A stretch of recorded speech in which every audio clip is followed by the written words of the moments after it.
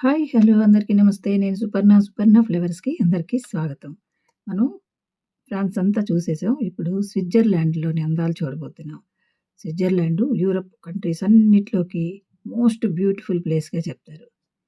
మనం ఇప్పుడు UNO ముందున్నాం. United nations కార్యాలయం అన్నమాట. ఇక్కడ ప్రపంచ దేశాల జెండాలన్నీ ఉంటాయి. మనం గైడ్‌ని తీసుకొనెళ్ళి ఆ వివరాలన్నీ తెలుసుకోవచ్చు. ఏ జెండా ఏ దేశానిది, దాని వివరాలు మొత్తం అన్నీ తెలుసుకోవచ్చు. దీనికి అనుమతిస్తారు మనకి. ఇవన్నీ తెలుసుకున్న తర్వాత పక్క నుంచి వెళ్తుంటే చాలా కాస్ట్‌లీ షాపింగ్ మాల్స్ అన్నీ ఉంటాయి. ఇవన్నీ చూసుకుంటూ ముందుకు వెళ్తే దీన్ని చూడండి. ఇది పోస్ట్ ఆఫీసటండి. ఇంత పోస్ట్ ఆఫీస్ మనం ఎక్కడైనా చూస్తుంటామా ఇంతవరకు? అది చూసుకుంటూ మెల్లగా ముందుకు వస్తే త్రిముఖ కుర్చీ. దీనికి ప్రముఖమైన ఆదరణ ఉంది. ఇది 3 కాళ్ళతో నిలబడి 50, 60 అడుగుల ఎత్తులో ఉంది. ఈ కుర్చీని యుద్ధంలో వికలాంగులైన వారికి నివాళిగా, శాంతికి చిహ్నంగా పెట్టారట. ఎక్కువ మంది ఇక్కడ నిలబడి ఫోటోలు తీసుకుంటూ ఉంటారు. ఈ కుర్చీ అంతర్జాతీయ కార్యాలయం ఉంది గదా! యూఎన్ఓ దానికి అపోజిట్‌లో ఉంటుంది కరెక్ట్‌గా.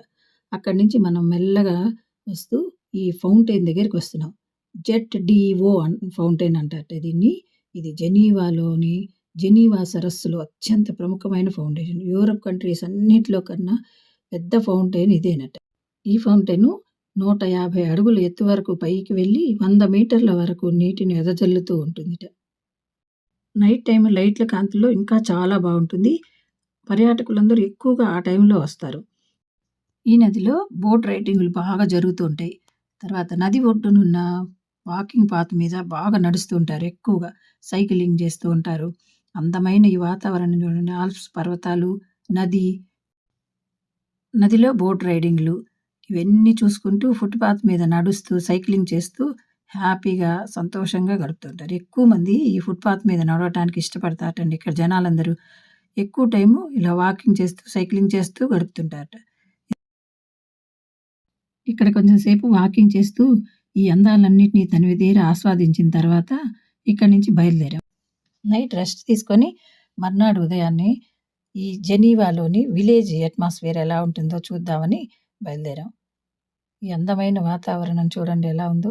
జెనీవా అనేది ఫ్రాన్స్‌కి, స్విట్జర్లాండ్‌కి బార్డర్‌గా ఉంటుంది. సిటీలోని ఈ అందాలన్నిటిని చూసుకుంటూ మెల్లగా విలేజెస్ వైపు వెళ్తుంటే ఈ పర్వతాలు చూడండి ఎంత దగ్గరగా కనిపిస్తున్నాయో. మంచు కప్పబడిన ఈ పర్వతాలను చూస్తుంటే హిమాలయాలు గుర్తొస్తున్నాయి కదా! అంత దగ్గరగా వెళ్తున్నాం. లైట్‌గా మబ్బులు కమ్మటం వల్ల ఇక్కడ లైట్‌గా కనిపిస్తున్నాయి. ఈ మంచు కొండలకు అతి దగ్గరలో ఉన్న ఈ విలేజ్‌కొచ్చాం. ఎంత బ్యూటిఫుల్ అట్మాస్ఫియరో చూడండి. అందమైన చోట్లన్నిట్లో ఆగేసి చక్కగా ఫోటోలు తీసుకొని చల్లగా ఉంటుంది గదా! మధ్య మధ్యలో కాఫీ వేడిగా కనిపిస్తే చాలు ప్రాణం లేచొచ్చినట్టు ఉంటుందండి. ఒక కాఫీ తీసుకొని తాగుతూ మెల్లగా నడుస్తూ వెళ్తున్నాం. కొండల దగ్గరికి వెళ్తూ ఉన్నాం. ఈ మధ్యలో పెద్ద వాటర్ ఫాల్ కనిపిస్తుంది చూడండి. దాని దగ్గరికే వెళ్తూ మధ్య మధ్యలో ఫోటోలు తీసుకుంటూ దాదాపు దగ్గరికొచ్చేసాము. విలేజ్ అట్మాస్ఫియర్ చూడండి ఎంత బావుందో. ఇక్కడ మెయిన్ ఆక్యుపేషన్ పశువుల పోషణ. ఆవులు, గొర్రెలు, గుర్రాలు అక్కడక్కడ కనిపిస్తుంటాయి. ఈ సైకిల్ షాప్ చూసారా? ఇదేందనుకున్నారు? Coffee shop. విలేజ్ కదా! ప్యూర్ మిల్క్ దొరుకుతుంది. కాఫీ గింజలు తీసుకొచ్చి అప్పటికప్పుడే మిక్సీ వేసి, ఆ పౌడర్ తోటి ఫిల్టరేసి, పాలు కలిపి మనకి కాఫీ ఇస్తారు. కాఫీ ఆరందులే కానీ, ఆ చల్లని వాతావరణంలో వేడి వేడిగా కాఫీ దొరకటమే అదృష్టం. ఆ వేడి వేడి కాఫీ తాగుతూ, ఈ అందాలన్నిటిని చూసుకుంటూ మెల్లగా నడుచుకుంటూ వెళ్తాం. ఎక్కువగా చర్చిలు కనిపిస్తాయండి. ఈ వాటర్ ఫాల్ దగ్గరికెళ్ళేసరికి దాదాపు కొండల దగ్గరికొచ్చేసామనమాట.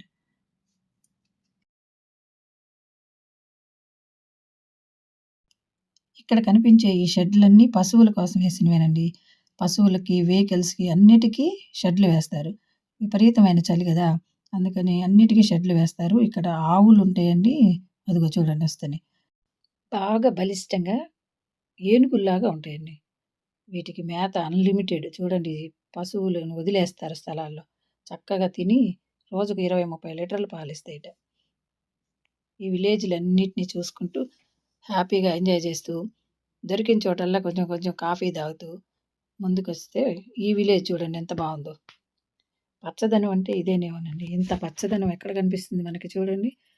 ఇల్లు కూడా ఇరుకిరుగ్గా కట్టుకోరు. విశాలమైన ప్లేసుల్లో కట్టుకుంటారు. ఒకళ్ళ మీద ఒకళ్ళు, ఒకళ్ళు ఇల్లు కనిపించకుండా ఒకళ్ళు అలా కాకుండా విశాలమైన ప్రదేశాల్లో కట్టుకుంటారు. చూడండి ఎంత బావుందో! ఇది మొత్తం పశువులు అలా మేస్తూ వాటి ఇష్టం వచ్చినట్టు హ్యాపీగా తిని తిరుగుతూ ఉంటాయి.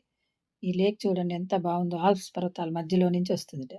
ఇవన్నీ చూసుకుంటూ జ్యూరిచ్ అనే సిటీలోకొచ్చేస్తున్నాం. ఈ సిటీకి చేరుకునేసరికి చీకటి పడిపోయింది. నైట్ రెస్ట్ తీసుకొని మర్నాడు ఉదయాన్నే మళ్ళీ బయలుదేరాం. జ్యూరిచ్‌లో మెయిన్‌గా చూడవలసింది జ్యూరిచ్ యూనివర్సిటీ అండి. దానికెళ్ళే దారిలో ఇది చూడండి అతి పెద్ద వాల్ క్లాక్ ఉన్న పురాతన కట్టడం ఏదో. ఇవన్నీ చూసుకుంటూ లిమాంటో నది ఒడ్డుకొచ్చాం. ఈ నగరం మొత్తం ఈ లిమాంటో నదికి ఒడ్డునే కట్టబడి ఉంటుందండి. అతి పురాతనమైన నగరం. చాలా సంవత్సరాల క్రితం నిర్మించిన పాత నగరంట ఇది. అయితే విద్యా రంగంలో, పర్యాటక రంగంలో మాత్రం ఇది ముందుంటుంట. ఈ నగరాలన్నిటికి ఇది హార్ట్ లాంటిదిట. అబ్బబ్బబ్బా! ఈ హంసలు చూడండి. నేనైతే ఇదే ఫస్ట్ టైమ్ చూస్తున్నాను. చాలా హ్యాపీగా అనిపించింది. వీటిని అసలు ఉన్నయో లేవో అంటారందరూ. కానీ వీటిని చూసిన తర్వాత ఎంత హ్యాపీగా అనిపించిందో. మీలో ఎవరైనా వీటిని చూస్తే తప్పకుండా కామెంట్స్ రూపంలో ఎక్కడ చూసారో తెలియచేయండి. ఈ ఎదురుగా ఉన్నది చూసారా ఓల్డ్ బ్రిడ్జి. ఇది ఫోటో షూట్‌కి చాలా బావుంటుందిట. ఎక్కువ మంది అక్కడ నిలబడి ఫోటోలు తీసుకుంటూ ఉంటారు. హంసల్ని తనివి తీరా చూసిన తర్వాత మా పిల్లలు వాటికి ఫుడ్డేశారు. కాళ్ళ దగ్గరికొచ్చి ఆ ఫుడ్డంతా తినిపోయినాయి అవి. అవన్నీ తిరిగి ఫోటోలు తీసుకొని, మెల్లగా ఊర్లో నుంచి యూనివర్సిటీకెళ్ళటానికి కొంచెం లోపలికెళ్ళాలి. దాని దగ్గరికెళ్ళటానికి ఈ ట్రామ్‌లో వెళ్తున్నాం అనమాట. ఇప్పుడే ట్రామ్ వచ్చింది. దీనిలోంచి వీళ్ళందరూ దిగగానే మేము ఎక్కేసాం. ఈ ట్రాము 10-15 మినిట్స్‌లో ఓవర్ బ్రిడ్జి మీంచి తీసుకెళ్ళి యూనివర్సిటీ దగ్గర ఆపేస్తుంది. యూనివర్సిటీ దగ్గరికొచ్చేసాము. ఇదేనండి జ్యూరిక్ యూనివర్సిటీ.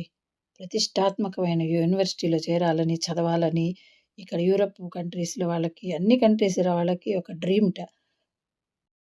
ఈ యూనివర్సిటీని 1833లోనే నిర్మించారటండి.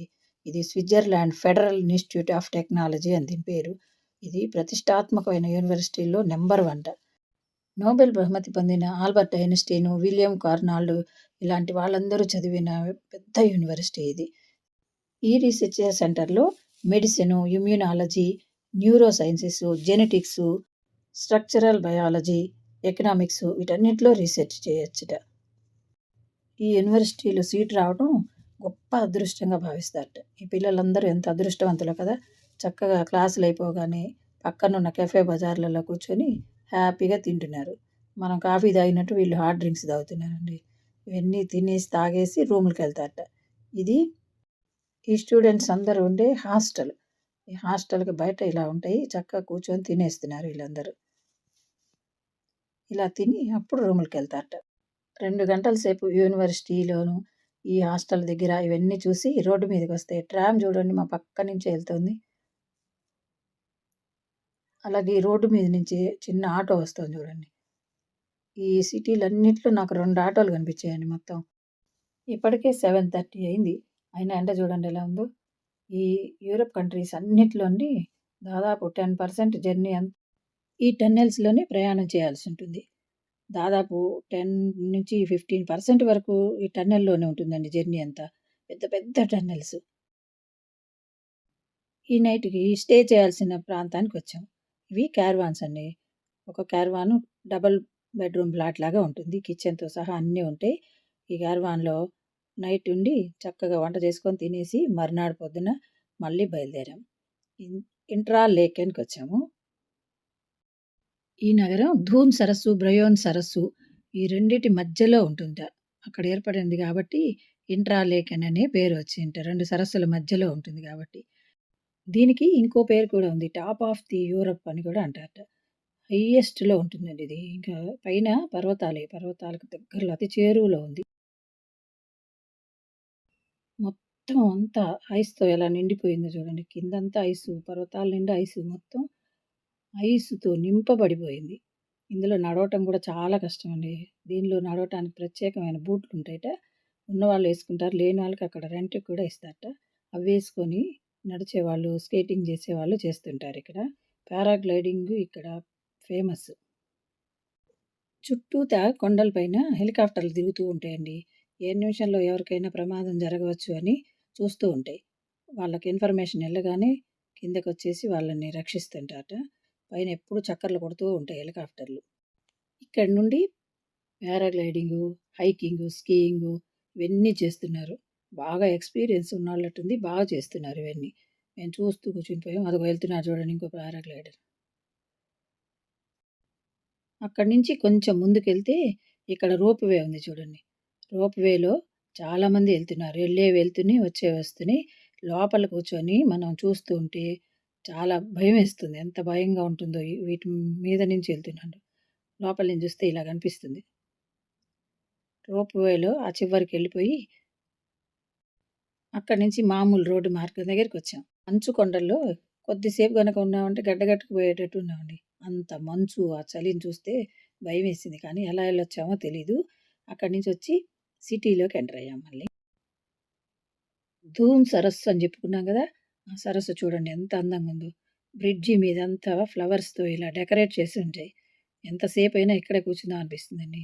పర్వతాల మధ్యలో నుంచి వస్తున్న ఈ సరస్సు నీళ్లు చాలా క్రిస్టల్ క్లియర్‌గా ఉంటాయి. దీనిలో బోటు ప్రయాణం చాలా ఇంట్రెస్టింగ్‌గా ఉంటుంది. అయితే ఈవినింగ్ టైమ్ వెళ్ళాం మేము. అందువల్ల ఈ బోట్ షికారుకి వెళ్ళలేకపోయాం. దీనిలో కూర్చొని క్రూజ్ చేస్తే సిటీ మొత్తం చూడొచ్చు. సిటీకి అటువైపు, ఇటువైపున ఇలా వంతెనలుంటాయండి. వంతెనలంతా పూలతో మయం. ఇదిగో చూడండి వాటర్ ఎలా ఉందో. వంతెన మధ్యలో కూడా పెద్ద పెద్ద పూల కుండీలు. కలర్‌ఫుల్ పూలతోటి నిండుగా పూలు పూసి అందంగా ఫ్లవర్ బొకేల్లాగా ఎలా ఉన్నాయో చూడండి. ఇది 10 అడుగులకో చోట, 10 అడుగులకో చోట ఇలాగే పెడతారు. అక్కడి నుంచి ముందుకెళ్తే ఇంక చూడండి ఈ ఫ్లవర్సు అసలు మనం ఎక్కడైనా చూసుంటామా ఇన్ని కలర్స్ అనిపిస్తుంది. ఏం పూలో తెలీదు. ఏం కలర్సో తెలీదు. రకరకాల పూలతోటి వీళ్ళు మనము ఎలా పేరుస్తాం బతుకమ్మల్ని వాటిని అలా పేరుస్తారండి చూడండి. డిజైన్ వచ్చేటట్లుగా మధ్యలో ఒక రకం, చుట్టూతా ఒక రకం కలర్‌ఫుల్‌గా ఉన్న పూలతోటి మొత్తం బతుకమ్మలు పేర్చినట్టుగా ఉంటుంది ఈ సిటీ మొత్తం. ఇక్కడి నుంచి చూస్తూ ఉండండి ఎన్ని రకాల ఫ్లవర్స్ వస్తాయో. ఇవేం పూలో చూడండి మనకసలు తెలీదు. గులాబీలున్నాయి మధ్యలో. ఈ పెద్దగా పైకి కనిపించే గ్రీన్ ఆకులు, పువ్వుల్ని మాత్రం తులిప్స్ అంటారండి. తులిప్స్ సీజను ఎక్కువగా పూస్తుంటాయి తులిప్స్. ఇంత బాగా పూస్తున్నాయి. ఎన్ని వాటర్ పోసుంటారో అనుకోని చెయ్యి పెట్టి చూసానండి. డ్రైగా ఉంది నేలంతా. అంత డ్రైగా నేలుంది. పూలు మాత్రం ఎలా పూసాయో చూడండి. ఒక 10 అడుగులు ఇలా ఉంటుంది. మధ్యలో నడవటానికి కొంచెం గ్యాప్ ఇస్తారిట్లా. మళ్ళీ అక్కడి నుంచి మళ్ళీ స్టార్ట్. ఇది చూడండి ఇదొక రకం బతుకమ్మలాగా ఎలా ఉందో. అసలు వాళ్ళు ఈ మొక్కల్ని ఇలా నాటిన విధానానికి నాకు చాలా హ్యాపీ అనిపించిందండి. ఆశ్చర్యం గూడా వేసింది. చూడండి అన్ని పూలు పెట్టినట్టే ఉంది. మొక్కలు నాటినట్టు లేదు. ఇలా చూస్తూ పోతే అండి రోడ్డంతా ఇవే ఉంటాయి. రకరకాల పూలతోటి ఒక్కొక్క చోట చేసినట్టు ఇంకో చోట ఉండదు. చూడండి అదొక రకం, ఇదొక రకం. ఇక్కడ కొంచెం తులిప్స్ ఎక్కువున్నాయి. ఇక్కడ మామూలు చామంతి పూల్లాగా ఉంటాయి అవేంటో. ఆ పూలెక్కువున్నాయి. అసలు ఈ తులిప్స్ గార్డెన్స్ చూడటానికి ఎక్కడెక్కడ జనమందరూ ఇక్కడికొస్తారటండి. ఈ అందాలన్నీ చూసుకుంటూ ఉంటే సాయంత్రం అయిపోయింది కూడా తెలియట్లా. జనాలందరూ ఇక్కడే ఉంటారండి. మధ్య మధ్యలో బెంచీలుంటాయి. వాటి మీద కూర్చొని వీటిని ఆనందంగా చూస్తూ అదిగో చూడండి రోడ్డు మీద గుర్రపు బండ్లు అక్కడక్కడ కనిపిస్తూ ఉంటాయి. అందులో రిచ్ పీపులే తిరుగుతూ ఉంటారట. చాలా కాస్ట్‌లీ జర్నీ అనమాట గుర్రపు బండి. అక్కడి నుంచి మళ్ళీ ఇటువైపు వస్తే ఫ్లవర్స్ ఇవి ఒక రకంగా ఉన్నాయి చూడండి. ఇక్కడ గ్రీన్ ఎక్కువగా కనిపిస్తున్నాయి. తులిప్స్ కూడా ఉన్నాయి అక్కడక్కడ. ఈ బెంచ్ మీద కూర్చొని ఎంతసేపు కూర్చున్నా తనివి తీరట్లేదండి. అలాగే కూర్చుని పోవాలనిపిస్తుంది. ఇవన్నీ చూసుకుంటూ సాయంత్రం 7:30, 8 అవుతుంది. అయినా ఎండ ఉంది చూసారా ఇక్కడ కూడా. ఈ యూరప్ కంట్రీస్ అన్నిట్లో 8 అయితే గాని సూర్యాస్తమయం అవ్వట్లేదండి. ఇదిగో ఈ పక్కన ఎళ్తున్న ఈ ట్రైన్ చూడండి. ఈ ట్రైను చాలా హైట్‌లో ఉన్న పర్వతాల దాకా ఎళ్లి అందులో నుంచి పక్కకొస్తుందట పక్కకు తిరిగి. ఇదిగో చూడండి వే ఎలా ఉందో. దీన్ని చూస్తేనే భయమేసిందండి. అందుకే జర్నీ మేము మానేసాము. పైగా పిల్లలున్నారు. నైట్ అయిపోయింది. అందుకని ఆ జర్నీ చేయలేకపోయాం. కానీ చాలా అద్భుతంగా ఉంటుంది. అందులో ఎళ్తే చుట్టుపక్కలంతా చూస్తూ ఉంటే. ఎక్సైటింగ్‌గా ఉంది గానీ ఎళ్ళలేకపోయాము. ఇక్కడ చిన్న లేక్‌ని కూడా చూడండి చుట్టూతా ఎంత అందంగా అమరుస్తారో. చిన్న లేక్ ఉంది ఇక్కడ. దాని చుట్టూతా నడవటానికి వాకింగ్ పాత్. దానిలో చూడండి కలర్‌ఫుల్ చేపలు. ఎన్ని రకాల కలర్స్ ఉన్నాయో ఇందులో. రెడ్ దగ్గర నుంచి, గ్రే కలర్ దగ్గర నుంచి చాలా రకాల చేపలున్నాయి.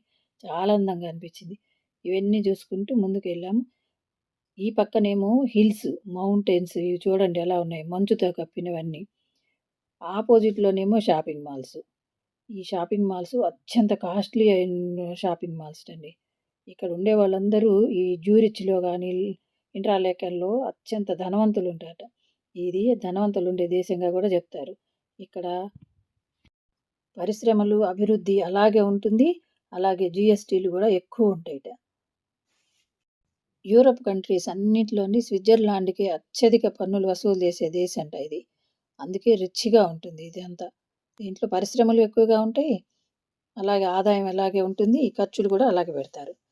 కాస్ట్ ఆఫ్ లివింగ్ చాలా ఉంటుందండి ఇక్కడ. ఇదిగో చూడండి అటువైపు మౌంటైన్స్, ఇటువైపు షాపింగ్ మాల్స్. ఈ పక్కన బెంచీలేసి ఉంటారు. ఆ ఫ్లవర్స్ పక్కన జనాలందరూ ఇక్కడే ఉంటారండి. షాపింగ్‌లకెళ్ళొచ్చినోళ్ళు ఇక్కడే ఉంటారు. ఆఫీసుల నుంచి వచ్చేవాళ్ళు ఇక్కడే ఉంటారు. హ్యాపీగా ఇవన్నీ చూస్తూ ఎంజాయ్ చేస్తూ కూర్చుంటారు. అక్కడెక్కారు చూడండి ఆ పారాగ్లైడర్స్ అందరూ ఇక్కడికొచ్చి దిగుతారు. ఇది వాళ్ళకి గ్రౌండ్ అనమాట. అదిగో ఇంకొకడు వస్తున్నాడు చూడండి. రెడ్ పారాగ్లైడర్ వచ్చేసి దిగాడు. ఇవన్నీ చూస్తూ హ్యాపీగా స్విట్జర్లాండ్ జర్నీ కంప్లీట్ చేశాము. మీకు హ్యాపీగా అనిపిస్తే ఒక లైకు, ఒక కామెంటు పడేసేయండి. అలాగే సబ్స్క్రైబ్ కూడా చేయండి.